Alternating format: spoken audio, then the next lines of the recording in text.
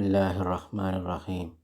ഇന്നൽ ഹംദലില്ലാ വസ്സലാത്തു വസ്സലാമു അലാ റസൂലില്ലാ വഅലാ ആലിഹി വസഹ്ബിഹി അജ്മഈൻ. അസ്സലാമു അലൈക്കും വറഹ്മത്തുള്ളാഹി വബറകാതുഹു. അപ്പോൾ നസറ എന്ന ഫീല് അർത്ഥം അവൻ സഹായിച്ചു. നമ്മൾ അതിൻ്റെ 14 രൂപങ്ങൾ പഠിച്ചു. ബാറക്കല്ലാഹു ഫീക്. പിന്നെ ഏതാനും കുറച്ച് ക്രിയകളും നമ്മൾ മനപ്പാടാക്കി അതൊക്കെ സർഫ് ചെയ്തു.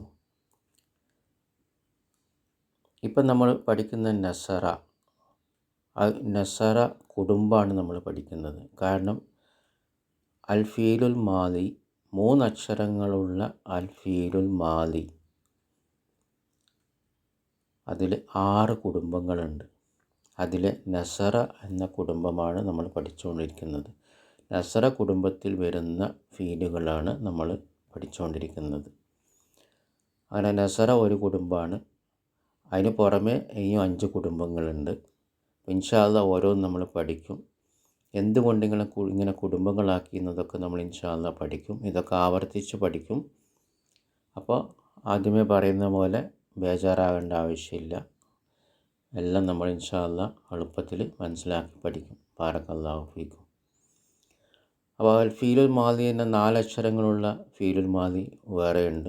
അപ്പോൾ ഇപ്പം നമ്മൾ പഠിക്കുന്നത് 3 അക്ഷരങ്ങളുള്ള അൽ ഫീലുൽ മാദിയാണ്. ഭൂതകാല ക്രിയ ന സ റ, നൂന്, സ്വാദ്, റാ, അങ്ങനെ 3 അക്ഷരങ്ങളുള്ള ക്രിയകളാണ് പഠിക്കുന്നത്. ഇങ്ങനെ 3 അക്ഷരങ്ങളുള്ള ക്രിയകൾക്ക് 6 കുടുംബങ്ങളാക്കിയിട്ടുണ്ട്. അതിൽ നസറ കുടുംബമാണ് നമ്മൾ പഠിച്ചുകൊണ്ടിരിക്കുന്നത്. നസറ കുടുംബവും ആ നസറ കുടുംബത്തിൽ വരുന്ന ചില ക്രിയകളും എല്ലാം പഠിക്കുന്നില്ല, ചിലതാണ് നമ്മൾ പഠിക്കുന്നത്. അപ്പോൾ അർത്ഥം പഠിക്കണം, മനപ്പാടാക്കണം. ഇൻഷാ അല്ലാഹ്. ബാറക്കല്ലാഹു ഫീക്കും. അപ്പോൾ അൽ ഫീലുൽ മാദി ഭൂതകാല ക്രിയ. ഭൂതകാല ക്രിയയിൽ 14 രൂപങ്ങൾ പഠിച്ചുവല്ലോ. നസറ സർഫ് ചെയ്തു. അതേ രീതിയിൽ ഏതാനും ക്രിയകൾ ആവർത്തിച്ച് പ്രാക്ടീസ് ചെയ്തു. അൽഹംദുലില്ലാഹ്. ഇനി അതേ രീതിയിൽ താഴെ കൊടുത്തിരിക്കുന്ന പുതിയ ക്രിയകൾ ആവർത്തിച്ച് സർഫ് ചെയ്ത് പ്രാക്ടീസ് ചെയ്യുക. ഇതൊക്കെ നസറ കുടുംബത്തിൽ വരുന്നതാണ് ഇൻഷാ അല്ലാഹ്.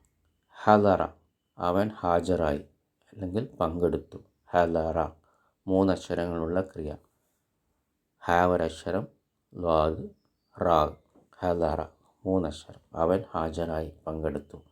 റസബ അവൻ തോറ്റു. 3 അക്ഷരങ്ങളാണ്. റാ, സീന്, ബാ. റസബ അവൻ തോറ്റു. ദക്കറ അവൻ ഓർത്തു. ദക്കറ അവൻ ഓർത്തു. അപ്പോൾ ഇതെല്ലാം നമ്മൾ സർഫായിട്ട് പഠിക്കണം. ഹലറ ഹലറ ഹലറു, ഹലറത്ത് ഹലറത്ത ഹലർന, ഹലർത്ത ഹലർത്തുമ ഹലർത്തും, ഹലർത്തി ഹലർത്തുമ ഹലർത്തുന്ന. ഞാൻ ഹാജരായി ഹലർത്തു, ഞങ്ങൾ ഹാജരായി ഹലർന. അവൻ തോറ്റു റസബ, അവൾ തോറ്റു.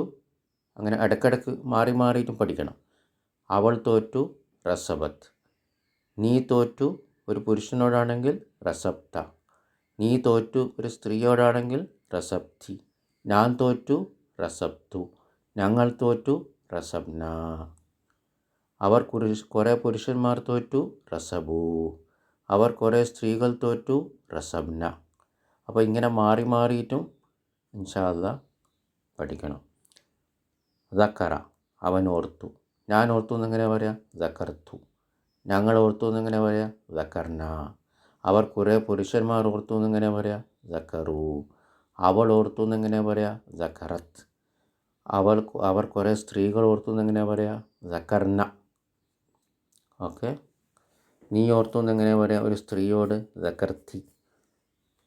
നീ ഓർത്തു ഒരു പുരുഷനോട് എങ്ങനെ പറയാം? ദക്കർത്ത. നിങ്ങൾ ഓർത്തു എന്നെങ്ങനെ പറയാം? ദക്കർത്തും.